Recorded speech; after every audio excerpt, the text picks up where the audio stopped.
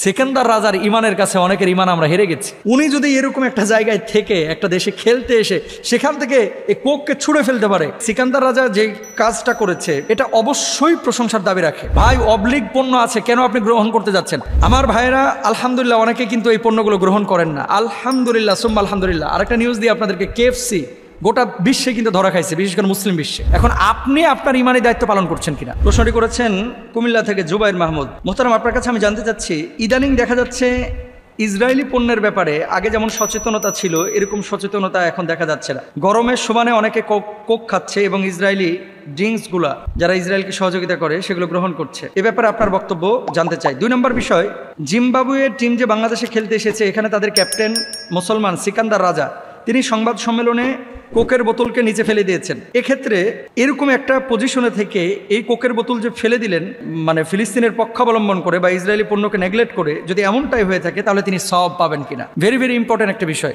অনেকে আপনারা ক্রিকেট খেলা দেখবেন যে ওই যে পত্রপত্রিকায় দেয়, ওই যে IPL খেললো কি মুস্তাফিজ, পত্রিকায় দেখলাম তিনি মদের লোগো নাকি জার্সিতে ইউজ করেন নাই। প্রশংসার দাবি রাখে এই ধরনের সিদ্ধান্তগুলো। মঈন আলী, তিনিও নাকি মদের লোগো ব্যবহার করেন নাই। এখন এই যে সিকান্দার রাজা যে কাজটা করেছে এটা অবশ্যই প্রশংসার দাবি রাখে, এবং তিনি যদি ফিলিস্তিনকে ভালোবেসে বা মুসলমানদেরকে ভালোবেসে এই কোকটাকে যদি এখানে সরায়া দেন বয়কটের সমর্থন জানিয়ে, তাহলে অবশ্যই এক্ষেত্রে সওয়াব তিনি পাবেন। কারণ কুরআনুল কারিমে আল্লাহ তাআলা বলেছেন, ওয়াতাআওয়ানু আলাল বিররি ওয়াত্তাকওয়া ওয়ালা তাআওয়ানু আলাল ইসমি ওয়াল উদওয়ান। সৎ কাজের ব্যাপারে একে অপরকে সহযোগিতা করো, অসৎ কাজের ব্যাপারে কেউ কাউকে তোমরা সহযোগিতা করো না। প্রথম যে অংশটা আমাদের এই ভাই প্রশ্নটি করেছিলেন, এই যে গরম চলতেছে, যে সমস্ত দোকানগুলোতে বাংলাদেশি ড্রিঙ্কস ছাড়া অন্যান্য এই ড্রিঙ্কসগুলো, আমি ওই ড্রিঙ্কসগুলোর নাম নিয়ে আবার তাদেরকে ব্র্যান্ডিং করতে যাচ্ছি না। যেই মুসলমানরা এই যে রোদের প্রখরতায় কষ্ট পেয়ে আপনারা ড্রিঙ্কস করছেন অথবা আপনারা এই কোল্ড ড্রিঙ্কস গিলছেন, পেটের মধ্যে দিচ্ছেন, উদরপূর্তি করছেন, আমার কাছে মনে হয় যে এই ধরনের পণ্যগুলো যারা গ্রহণ করছেন তারা আমাদের মুসলমানদের সাথে গাদ্দারি বেঈমানি করছেন।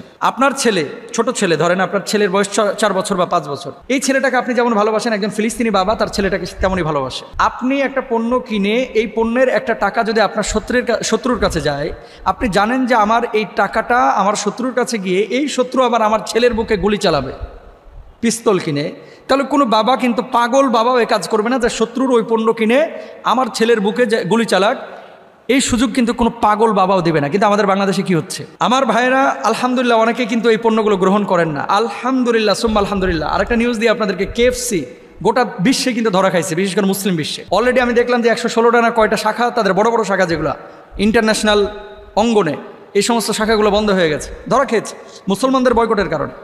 এখন আপনি আপনার ইমানি দায়িত্ব পালন করছেন কিনা? আপনি ইমানি দায়িত্ব পালন করছেন কিনা? ভাই, অবলিক পণ্য আছে, কেন আপনি গ্রহণ করতে যাচ্ছেন? আপনি ওই ডিটারজেন্ট পাউডার খুঁজতে গেছেন বাজারে, আপনি দেখছেন এখানে বাংলাদেশি পণ্য আছে, ডিটারজেন্ট পাউডার, তা আপনি সেটা গ্রহণ করেন, ওটা গ্রহণ করছেন না কেন? আপনি বাংলাদেশি পণ্য গ্রহণ না করে যদি ওদের পণ্য গ্রহণ করেন, জানতে হবে যে ইসরায়েলকে আপনি পরোক্ষভাবে সহযোগিতা করছেন, প্রত্যক্ষভাবে সহযোগিতা করছেন। এটা মুমিনের উচিত না ভাই। আপনি আপনার সন্তানকে যেমন সেভ করতে যাচ্ছেন, ইসলাম কি বলে? আল মুসলিম আখুল মুসলিম। ইসলাম কি বলে? ইন্নামাল মুমিনুনা ইখওয়া।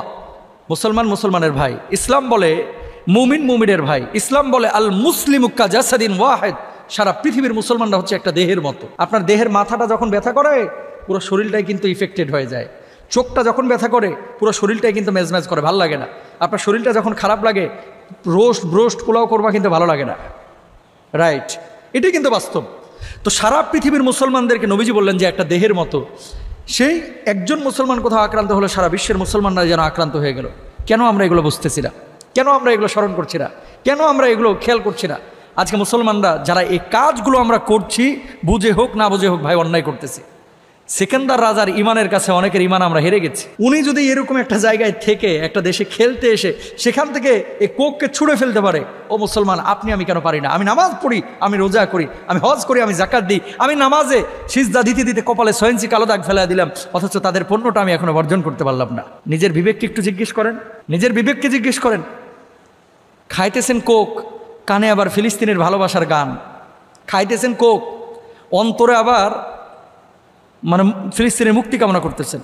তার মানে কি? তার মানেটা কি? আপনি সহযোগিতা করতেছেন।